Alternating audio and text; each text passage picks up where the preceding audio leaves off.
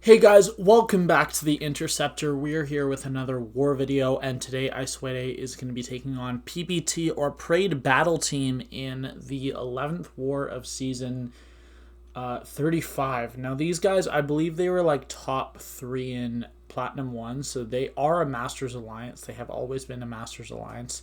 They just had a few like wars in a row that they lost, so they're trying to climb back into Masters after this war. And we did match them in the last war of the last season, and we won, I believe it was 7-3 or 7-2, which was pretty good. But we just blow them out of the water this war. If you guys will see the score at the end of the war, but we just destroy them. And we have the team today of Warlock, Doctor Doom, and Red Magneto, which is kind of a weird team because there's zero synergy whatsoever, and they all cover completely different things. I can think of one fight that one of the others could have done, but like they cover wildly different things. And yeah, there was maybe one or two fights that could have been done with someone else safely. So we are on Path 1, Section 1, and Section 2 today, but we actually have 8 fights today, which is pretty good. We're going to be using 30% 6-hour boost for this war. And I was not really expecting to get all of my fights done on these 6-hour boosts, but I actually am going to manage to do it with like 20 minutes left for my last fight, because just the boss island was open earlier than I thought, which is awesome that I was able to do that, because I was just going to use these boosts for Section 1 and then minis after Section 1. And I was going to use a regular 30% 1-hour boost for Section 2 and the boss island. But we have this Jabari Panther, and this is a very easy Warlock fight because this has the node where they regen if you get close. So as long as you know how to fight Jabari Panther, this is literally a Jabari Panther duel. But it's even easier than a duel because willpower is irrelevant. She's just healing the whole fight. And she only actually cleanses offensively. She doesn't really cleanse defensively super well. So all I have to really worry about is hitting my reparries. And my reparries are just going to be on point perfect this entire war. Hit a really nice crit there that allows me to intercept with my final special 2. And we end that fight with 99%. Now, I am going to turn on suicides later in the war for 3 of my last 4 fights, but they're off for now because I have Doom fights in this boosting session. This is Immortal Hulk on Masochism, and they actually did change Masochism now that it's not just a burst of regen, it is a active buff. And that change actually makes it easier for Warlock, because rather than just like one moment of stealing power, you're stealing power, or you're draining power, not even stealing, draining the entirety of the buff. So right there, I was trying to get Masochism to trigger, and I know that Warlock does lower the chances, but I still got pretty unlucky that it never triggered there.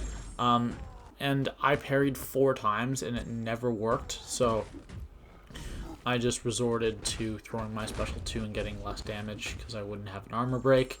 And then here I think I just throw it again. Yeah, and look at that. I had a bunch of parries in a row that didn't work, and then of course my L2 debuffs trigger it instantly. Right there, it does actually get triggered by my parry, and that's going to allow me to get to throw this L2 with all the armor breaks. But what you want to do is you just want to kind of waste away the fight. And here, literally, I could have just tapped him on the block and he would have died. If I had landed that parry and Warlock was duped, he would have actually lost the health, and I wouldn't have had to hit him again. But my Warlock's unduped, so no degen damage. So now we have this Ebony Maw, and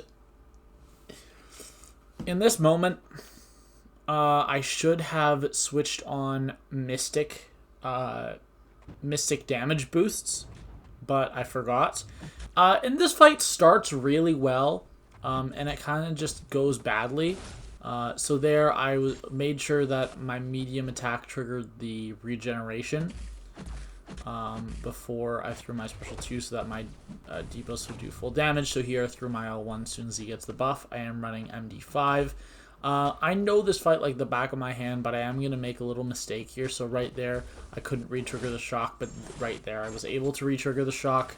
And I am actually going to trigger Dex by accident, which is going to kind of mess up the fight in a second.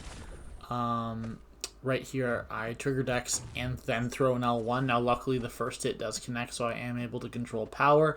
But I'm again going to make a mistake, and I'm going to throw that L2, which not only gets purified, it also gets resisted, so it's not doing that much damage. But we are doing a good job of not letting him throw specials and maintaining his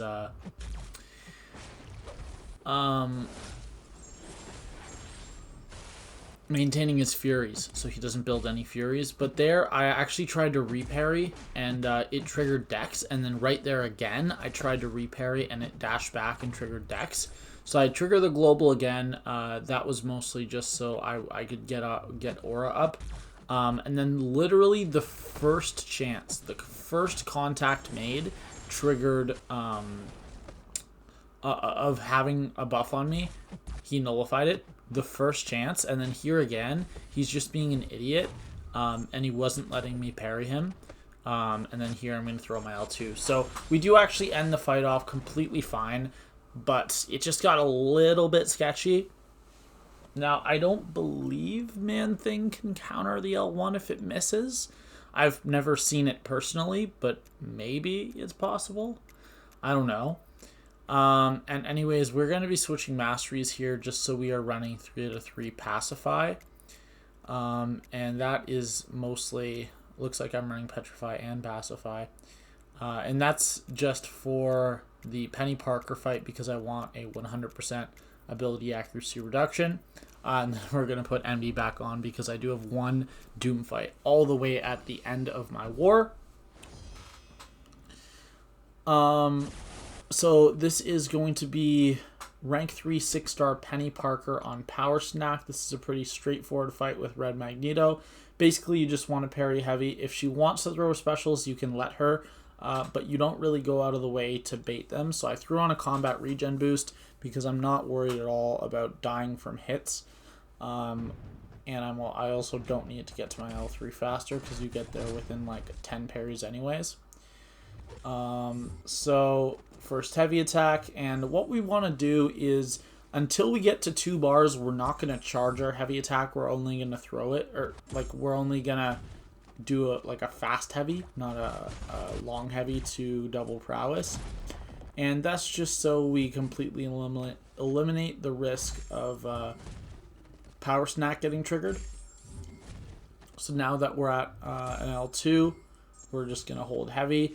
Looks like this guy did not place his defense with any tech collar, which is kind of weird. For someone that places someone like Peni, you should definitely place them with high tech collar. I think that's a mistake. But here we are at 41, and normally I would parry before I threw it so that it would give him less combat power rate.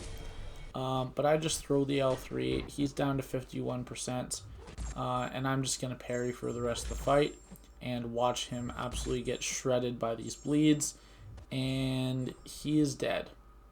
So even a 6-star rank 4 there dies from the shrapnel bleed. You really don't have anything to worry about. But yeah, that was a pretty nice Peni fight. And now we are on to this Apocalypse. So I did actually wait to join war until I knew that this guy had willpower on, because I would have just not brought red mags, and I would have done one of my fights that he was with with Spidey, and that he was for, and I would have done another one of the fights he was for with Doom, if I had to bring Spidey for this Apocalypse, in case the Apocalypse didn't have willpower, but the guy actually did have willpower. So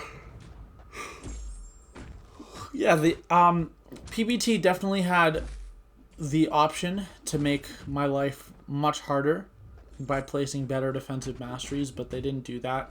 Probably because they're like not really in contention for a top spot this season. And I kind of just really wanted to focus on slowing this fight down, hitting the reparries, and completely eliminating all chance of him throwing a special attack. Now, of course, he's not going to have much power.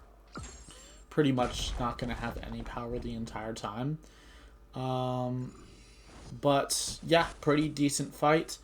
I had to move up to the path, or to the split before the path, so that another guy could complete his section 1 and his section 2 on the same boosts, and he cleared like 10 minutes after me. But I moved up, and then I waited another hour until I had enough energy to reach both of these fights at the same time. And then I'm going to do that just so I can turn off suicide so I don't forget later. Now this Thor Ragnarok, it has the node where I believe if you dash back twice, he regens, but one, he can't regen on this node because he's a metal champion. And 2, I'm actually going to shut off that node most of the time. It is going to be there sometimes and you're going to see the timer, but it never actually... Oh, it does actually get activated twice. I didn't know that. There is a thing where if this happens 10 times, then he becomes unblockable for 10 seconds. But when's it ever going to happen 10 times? Here we just need one more heavy attack, and then RL3 is actually going to kill. And that's pretty much a perfect fight. 96% health finish. A SP1 boost or an invuln would have just been stupid to use here. So there you go. That's that fight. And now we are on to Guillotine 2099. Now, this fight actually goes really smooth. There is... excuse me.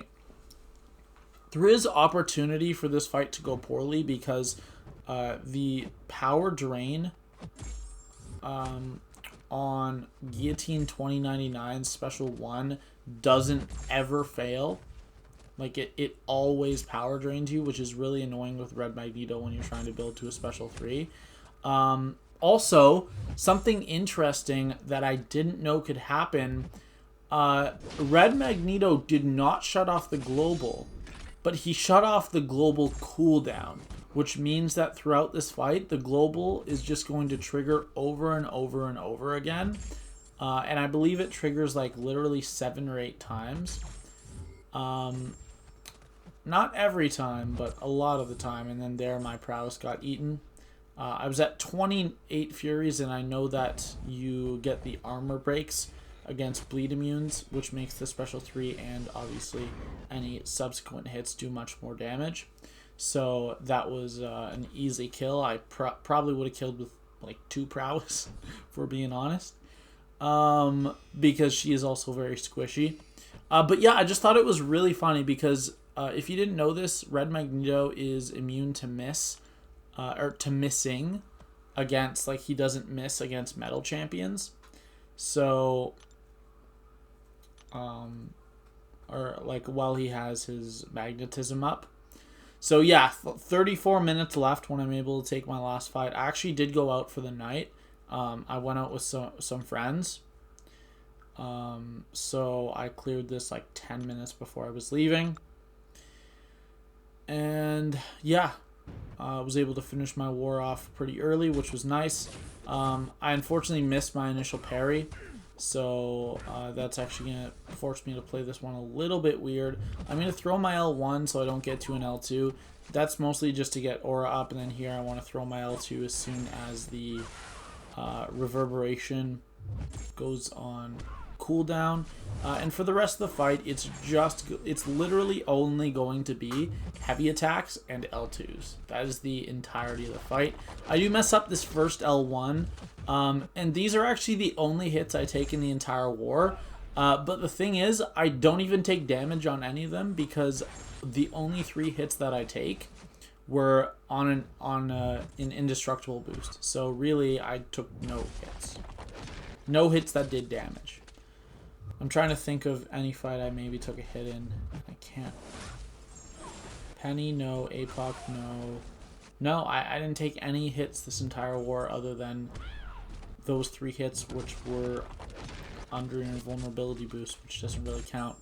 But yeah, Sersi is just a joke for Doom. She just kind of fuels everything Doom does with all of her buffs and generally isn't that annoying, to be honest. And then here she's just going to die upon charging in at me.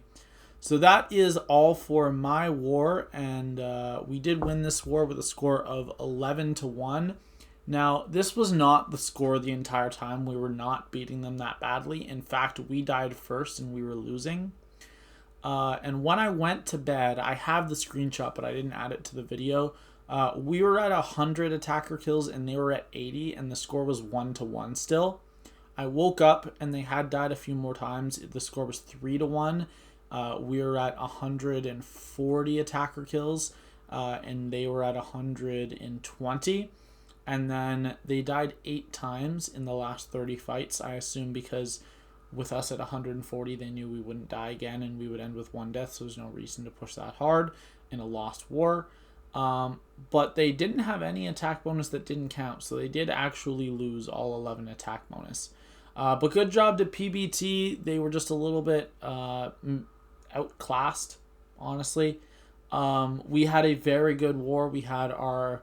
I don't know if it was our best war of the season. It might have been our second best because it would have come down to fight duration in War 9, which was our war against X5E when we also died once. But either way, if we continue to play like this, we can we can play with all the top alliances in the game.